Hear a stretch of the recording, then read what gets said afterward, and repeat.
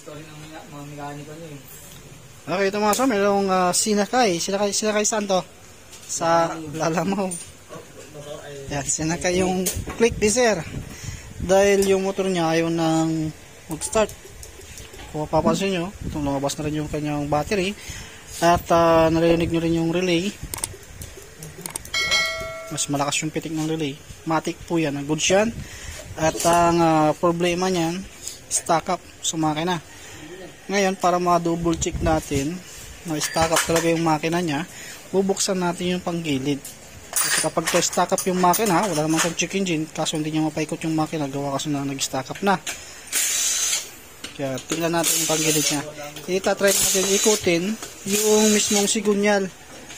Doon pa lang makikita na natin. Para mabuksan natin yung cylinder head saka yung block. At ma-check din natin yung sigunyal dyan. Kung may history ba ng natuyuan ng langis or sigamit.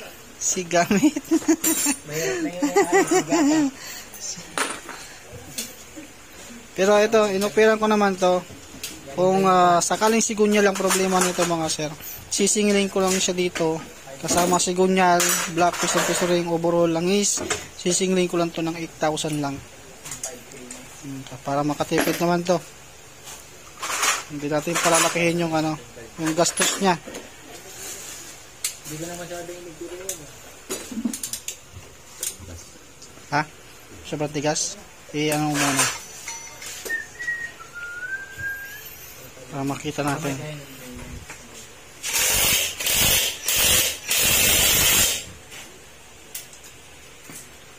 Okay, paikutin ko nga. Naikot mo. Tapos, matigas. Tapos nung kasamag dito, tanggalin mo yung yung radiator para ma-check natin. So natin yung yung radiator niya na tatanggalin at paikutin natin. Saka yung upuan tatanggalin din natin para makita natin doon sa mismong yung makina. Kasi kapag ganito yung nangyari mga sir, napaka-importante yung step by step muna.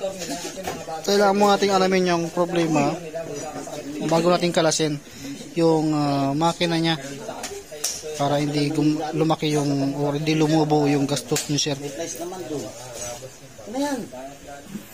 Okay, ito nga sa natanggalan natin yung radiator. Ayan, pinapaikot ni Kapulong. Totaling hindi niya talaga mapaikot. Tapos itry mo nga ipo-start kung mapapaikot niya ng konti. Tinamaan pa. Yung side stand. Ayan mo. Yan. Yan. Napapaikot naman niya yung Yan o. Kaso nga lang, hindi niya talaga maitulak. Gawa kasi ng nag-stack up na. Kaya gagawin na natin. Tanggalin muna natin yung cylinder head saka yung block. Doon pa lang, doon natin makikita na yung problema nito. Kaya itatap overhaul muna natin bago tayo pumunta sa overhaul. Kailangan kasi natin wag mo natin kaagad kakalasin. Doon muna tayo sa head. Baka problema lang nito yung piston. To block nag-stack up. O di kaya yung piston pin to connecting rod nag-stack up na rin. Okay, ito na. Tanggalan na natin yung upuan. Tapos mga tornilyo. At kakalasin na natin. Kahit umaya na yung tensioner. Ayaw mo yung tensioner dyan. Umaya na yan. Ha? Umaya na yan. Sige na. Ano problema yan? Ang problema mo naman? Pera? Problema mo pera? Pasensya na, wala kaming pera eh. Mayaman yan eh. Santi Barley yan eh. Pautang nga. Ano na naman yung... Kinuha ko yan kung galing sa Ilocos. Saan? Ano naman yung suhol na naman yan? Sir, paano ba gamitin ito sir? Turuan mo ako sir? Turuan yan? Buksan mo yan tapos sampas mo sa ulo mo.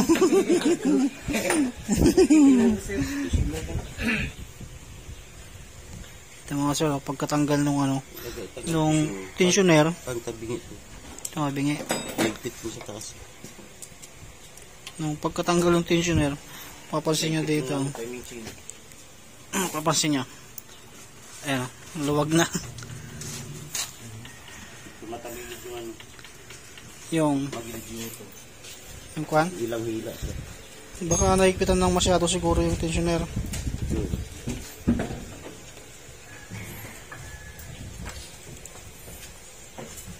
Ayan na, buksan na natin, check na natin. Baka mamaya may nadamay pa dyan eh. Bigla na lang ba huminto daw? Hindi, na pagkaano ko, baka nagatid ako sa asawa ko gabi. Naiuwi ko pa, pagkatapos ko magpalit yung gas assembly. At sa simple, doon nagpipisa. Kinakamagaan din na siya. Ano, Yung makina. buksan na natin para ma-check natin? Kumakain na ba lang ito? Hindi pa? Hindi pa. Ano, buksan na natin. Para tapos makita na natin. Buksan na natin itong mga sir. Ay, lumuwag na. Siguro ang nangyari, baka yung kanyang timing chain or yung camshaft baka na-disalign. Kaya siguro bigla na lang siyang nag-stack up. Kaya goods yun kung gano'n lang yung nangyari. At least hindi mapapagastos yung may-ari ang malaki. Pero kailangan pa natin i-double check para hindi na uli bumalik kung ano yung nangyari sa kanya ngayon at hindi na bumalik sa dati. Kaya bubuksan na natin ito, i-check na natin. Hindi na gano'n. So, pag nikot mo, malambot mo. Check na natin, baka may nadamay. Nag-start lang to ng daw sa clutch assembly. Pero sa clutch assembly, hindi mo naman din yan mapapaganyan yan kung walang problema. Kaya mainam na i-double check na rin natin. Baka kasi uuwi ng probinsya to. Ay hindi ka magkano. Mauwi ng probinsya to, doon pa maabutan. Kaya kailangan secure na natin kasi dyan mga sir, gasket lang din naman yung papalitan natin dyan. Gaya mo lang naman yung gasket. At ayan, mas maganda ma-check natin kung ano yung nangyari. Kasi nag-stack up yung kasi niya yung goods. Tapos subutin mo na yung block para makita natin. At yan. At yung yung chain guide, i-check mo yung chain guide. Baka may crack.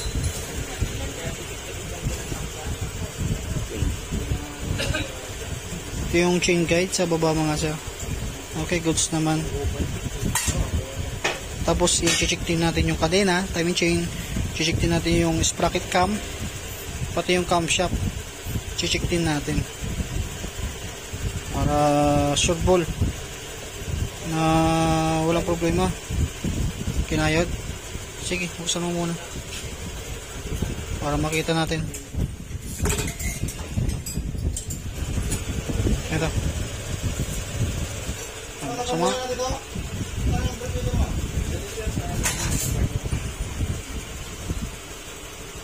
Ayan, meron na rin siyang scratches. Tingnan mo tropa. Yung kuno, meron na siyang hairline, gas. Choice mo yan kung papalitan mo o hindi. Yung parang Kalmot. Ayan o. Yan. Start na yan ang pagsisimula ng na ano yan, sira yung Hindi. Pagsisimula na ng yan, kakain na ng langis hanggang sa hindi mo na ma-maintain, masisira na yung block, piston ring hanggang sa sigunyal, pati yung driver, masisira na rin. magkano kaya yung ganyan. May ganyan ka na dito. Sure, meron. Parang basang-basa yata. Kasi papadeliver pa natin. Oo. Check mo nga yung niya. Basa din. Tapos yung ito, i-check mo yan. Tapos, i-align mo yung or atakin mo yung kanyang kadena. Tapos, titignan mo yung mga ipin-ipin yan kung mayroong problema or wala. Kaya kung bakit nag-stack up. Kaya napaka-importante mga sana. Dapat chine-check muna bago tayo bumili ng pesa. Kasi mamaya, pinagkawaan sa iba tapos nabihan kayo sigunyal at pinabili na kayo kagad bago gawin. Sayang, yung sigunyal.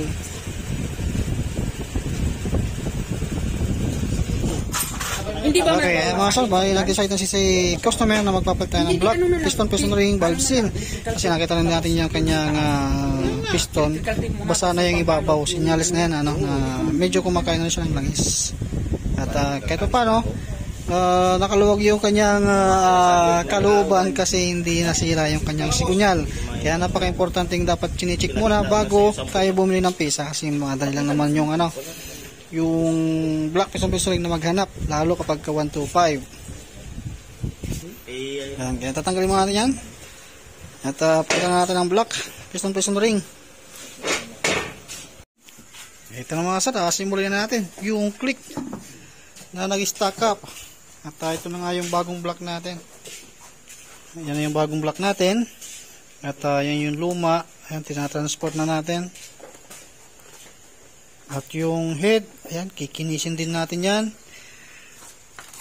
Yung surface ng kanyang head, ayan, lilinisin natin mabuti yan para maiwasan natin maghalo yung coolant at langis. At syempre yung bulwak ng coolant. Tapos i-regrinding compound natin yan. Yung kanyang piston, ayan, basa. Nung pagkatanggal, pati valve seal niyan, papalitan din natin. Yan, i-transfer na natin. Yung hose nga sir, itong hose na to, wag nyo babalik na rin to. Kung ano yung pagkakatanggal nyo, dapat, ganun nyo din dapat ibalik. Kasi kapag once na nabaliktad nyo, napunta yung kontil dito, ay kontil. Sorry naman! Oo, tanggap ko na yan kasi ganyan kaya. Pag napagbaliktad nyo, lalabas dito yan, didikit yan sa, sa elbow natin ng muffler. Masusunog. Pagsisimula ng linkage ng coolant, mag-overheat.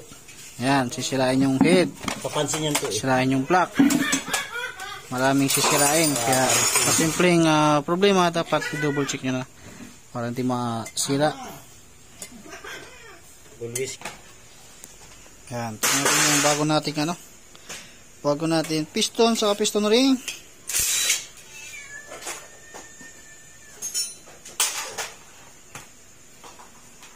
Okay, ito. Lagyan na natin yung bagong block natin mga sir. Yan, lagyan na ni kapulong. Lagyan na rin yung bagong piston. At yung cylinder head, ayan, on processing na. At na-resurface na natin yung kanyang face or yung kanyang pagmumuka. Na parang si kapulong. Tangin ang mukhang yan. Magalit. Sabi nga nila kon yan. May bida, may kontrabida. Ayan, lagyan natin yung bagong block natin. Yan, tapos mamaya lalagyan natin yung sprocket cam chain, gasket, saka yung chain guide sa baba. Tapos ayan, ita-timing natin yan. Sa magneto kayo lagi kukuha ng top dead. Para pagka pinantar natin, start siya kagad. Ito na mga sir, binabalik na natin yung mga o naibalik na natin yung cylinder head, bago na rin yung kanyang valve seal. At syempre, ginagamit natin ng torque wrench.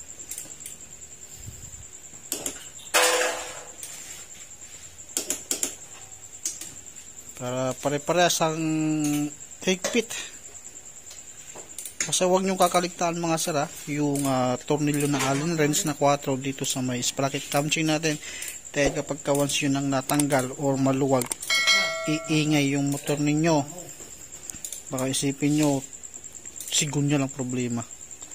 Tapos pag naputol yung tornilyong lumuwag, sisirain niya yung cylinder head, piston, block hanggang sa sigunyal.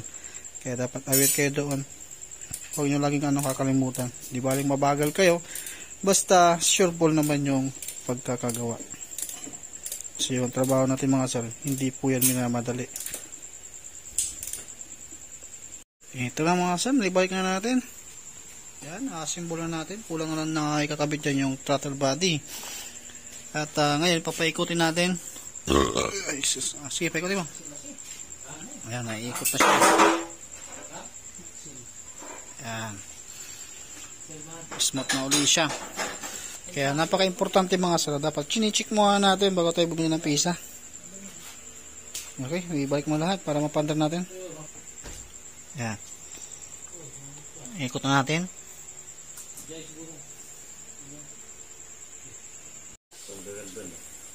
Ito na, nalagyan na natin ng langis at coolant naman yung isasalin natin. Yung Honda pa rin yung ating nilagay na oil kasi yun yung nabili ng may-ari. Start. Okay, mandat ng mga sir.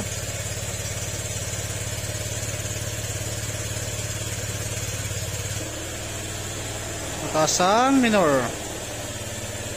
Yan. Pati yung tensioner pala mga sarap, pinalitan din natin. Nilagay natin tensioner yung pang wave at meron akong extra. Kaya yun ang nilagay natin.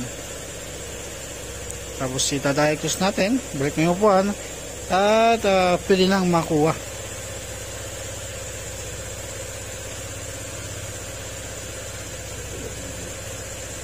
Spray na yan.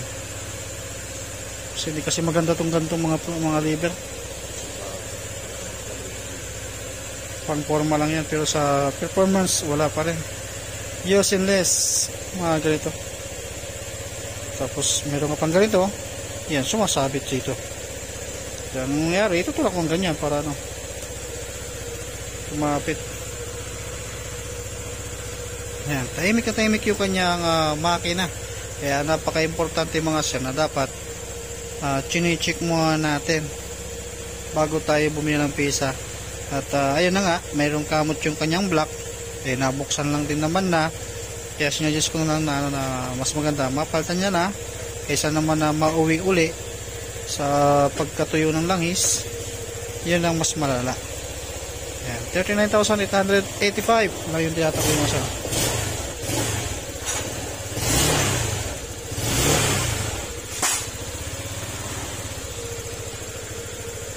Bali, hindi pa maganda yung kanyang minor kasi itadiagnose pa natin. Hahanapin natin yung saktong-saktong minor at ang kanyang minor mga saray 1,500 plus 200 yung kanyang minor. Ibaling mataas, wag lang mababa kasi masisira yung signal natin o madaling magkaroon ng scratches yung kanyang liner. Yan, goods na, pwede na ito makuha mga sir bukas. Kaya dito na nagtatapos yung ating video mga sir. Like and subscribe na lang, saka pakishare nyo lang din mga sir para dumami tayo. Pag medyo okay na yung ating silduhan mga sir, mamimigay ulit tayo ng mga pisa. Tatapesan pa rin natin yung ating lever, pababa natin hanggat kaya. Okay, dito na nagtatapos yung ating video mga sir. Salamat. Nabubulol na ako dahil nangugutom na ako.